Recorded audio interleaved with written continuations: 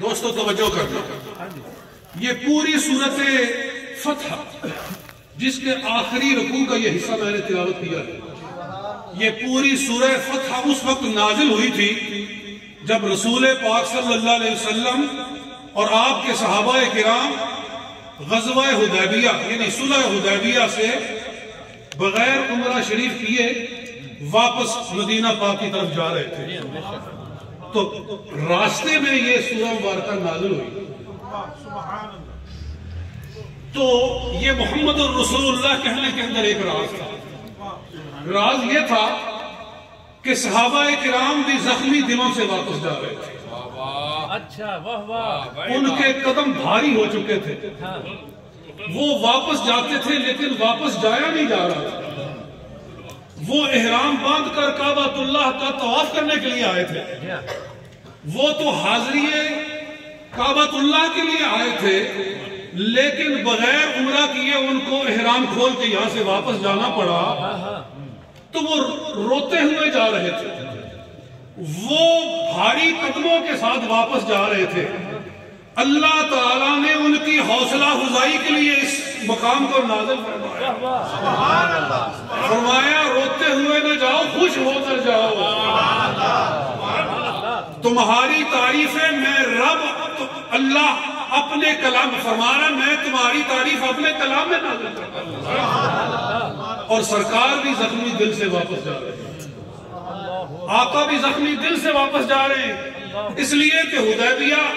کہ صلح نامہ سے محمد الرسول اللہ کاٹا گیا، محمد الرسول اللہ کاٹا گیا۔ سہیل ابن عمر نے کہا کہ محمد الرسول اللہ نہیں لکھنا،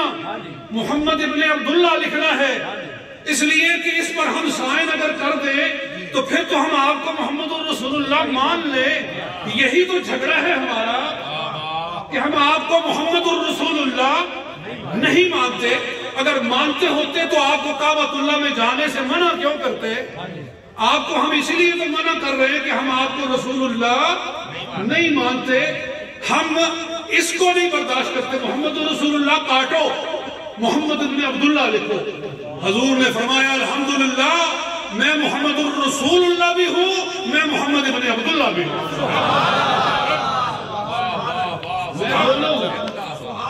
میں دونوں ہوں، مجھے فرق نہیں پڑتا، محمد ابن عبداللہ ہی لکھ دو۔ بلکہ یہاں باتوں سے بات نکل رہی ہے، حضرت علی سے فرمایا علی محمد الرسول اللہ کاٹ دے اور محمد ابن عبداللہ لکھ دے۔ حضرت علی نے ہاتھ جوڑ کر کہا یا رسول اللہ میرے ہاتھ میں طاقت نہیں ہے کہ میں محمد الرسول اللہ کاٹوں۔ فرمایا لاؤ یہ صفحہ مجھے دکھاؤ، رسول پاک نے اپنے دست مبارک سے محمد ابن عبداللہ لکھا،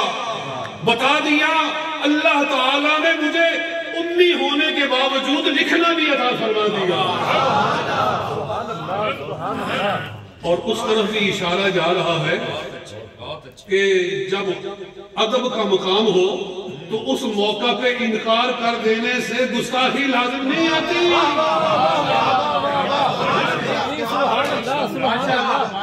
جہاں ادب کا مقام ہو وہاں انکار کرنے سے گستاخی لازم نہیں آتی۔ آج تک منکرین صحابہ اعتراض کرتے ہیں کہ حضور صلی اللہ علیہ وسلم نے فرمایا کاغذ لاؤ قلم لاؤ میں تمہیں ایسی چیز لکھ دوں کہ تم گمراہ نہیں ہوگے، تو عمر نے انکار کر دیا، عمر نے انکار کر دیا، گستاخی کر دی۔ میں کہتا ہوں حضرت عمر نے ادب کی وجہ سے اسی طرح انکار کیا جس طرح مولا علی المرتضیٰ نے محمد رسول اللہ کو کاٹنے سے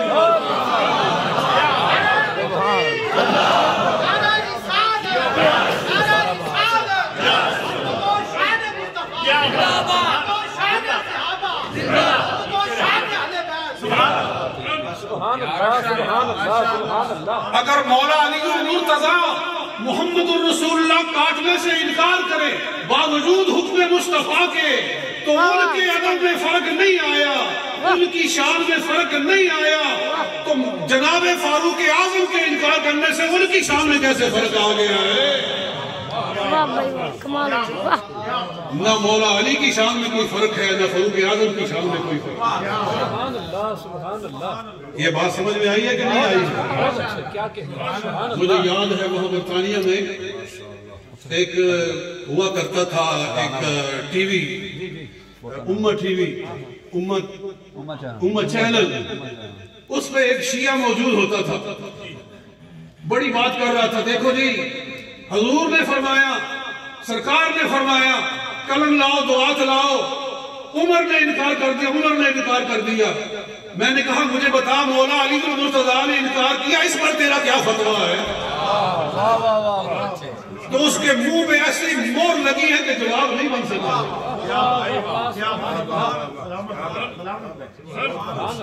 یہ نقطہ ذہن میں رکھنا ہے سبحان اللہ اچھا اور بات کہنا چاہتا ہوں محمد الرسول اللہ یہاں اللہ تعالیٰ نے کیوں فرمایا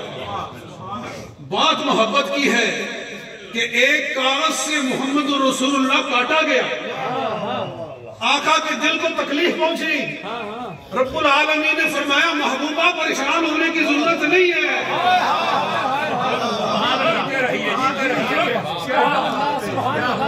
میرے پیارے پریشان ہونے کی ضرورت نہیں ہے ایک کاغذ سے کاٹا گیا ہے ہم قیامت تک کروڑوں اربوں کاغذ کے اوپر محمد رسول اللہ لکھنے والے ہیں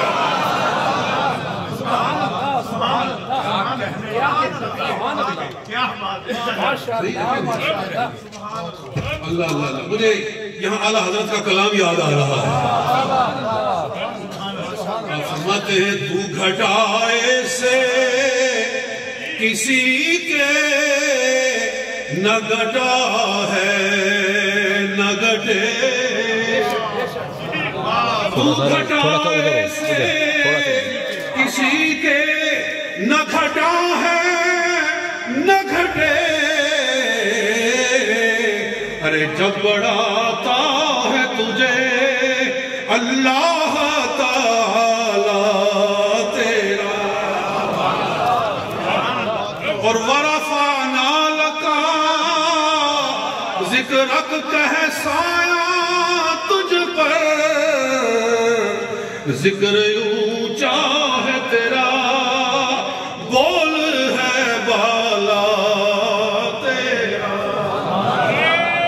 تکبیر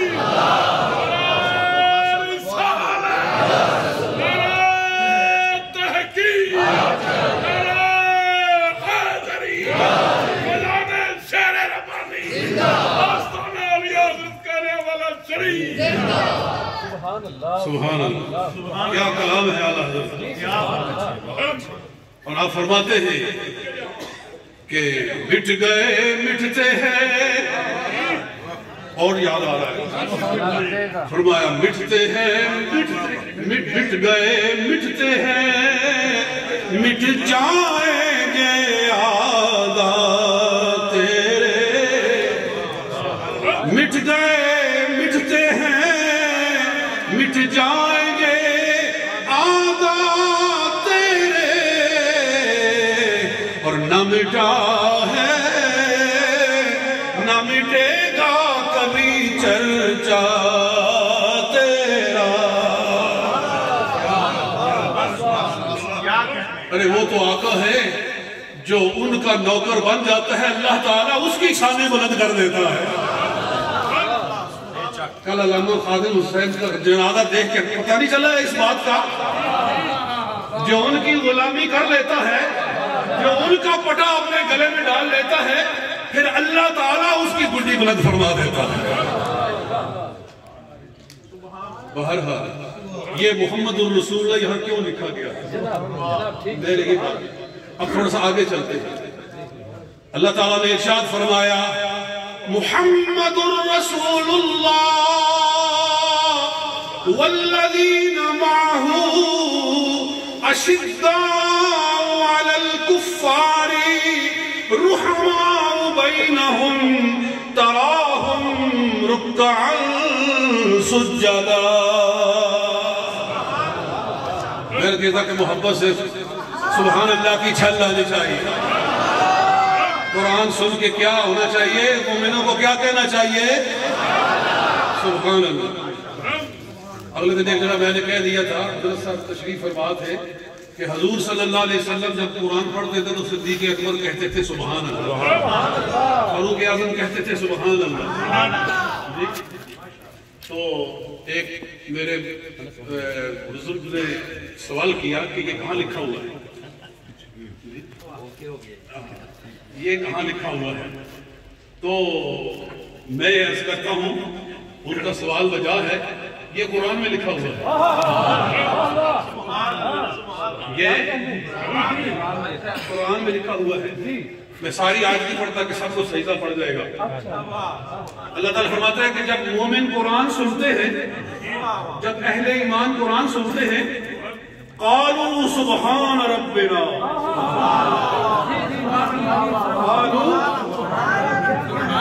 قالوا سبحان ربنا ان كان وعد ربنا لمفعولا. مومن قرآن سن کے کہتے ہیں سبحان اللہ.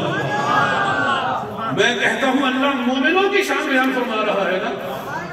تو اللہ تعالیٰ نے اس امت میں سب سے بڑا مومن بنایا اس چیز کے اندر.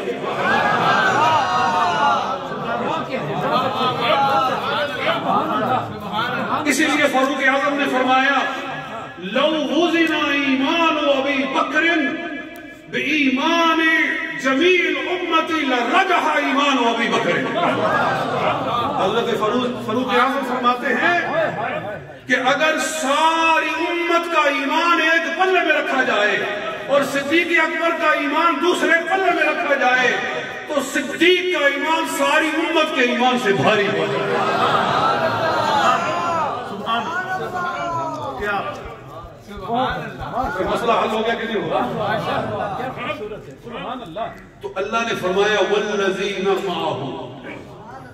وہ جو نبی کے ساتھ ہیں،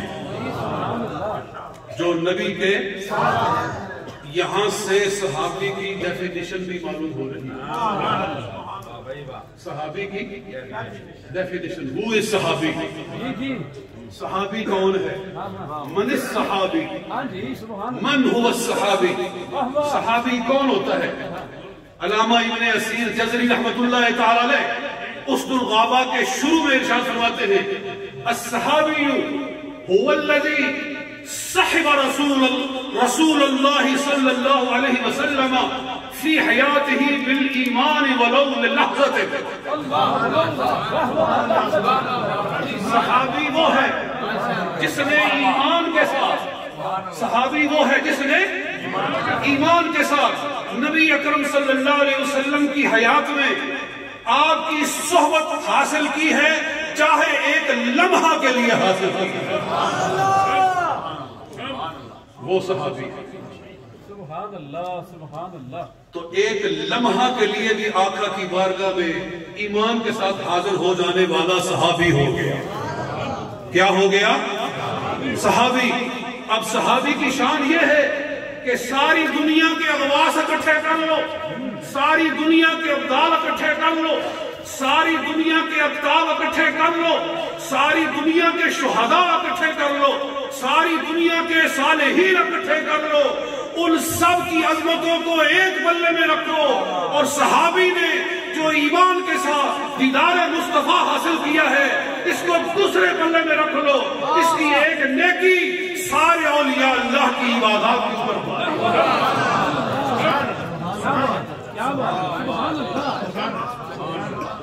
یہ ہے والذین معہ، والذین جن کو معیت حاصل ہو. معیت یہاں زیارت بھی نہیں فرمایا، زیارت کیونکہ زیارت ڈیفینیشن میں داخل ہی نہیں ہے، کیونکہ نبینا صحابی بھی تھے.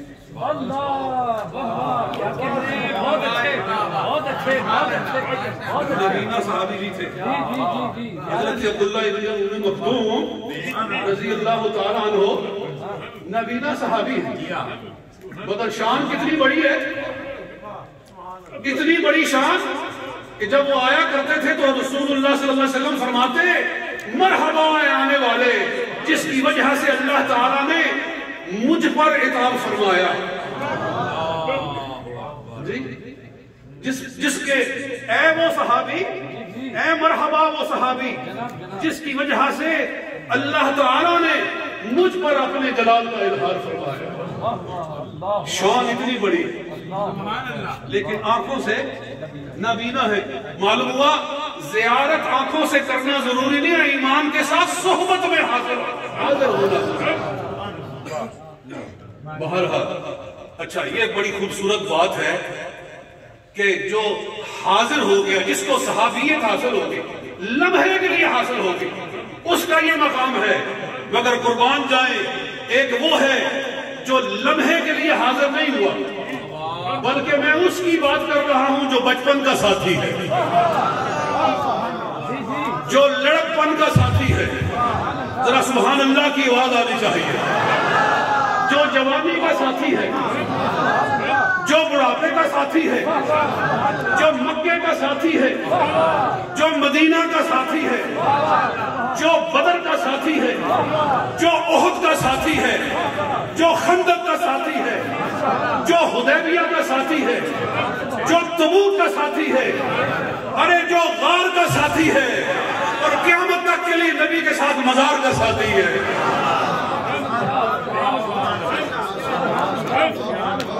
وہ والذین معہو کا سردار ہے.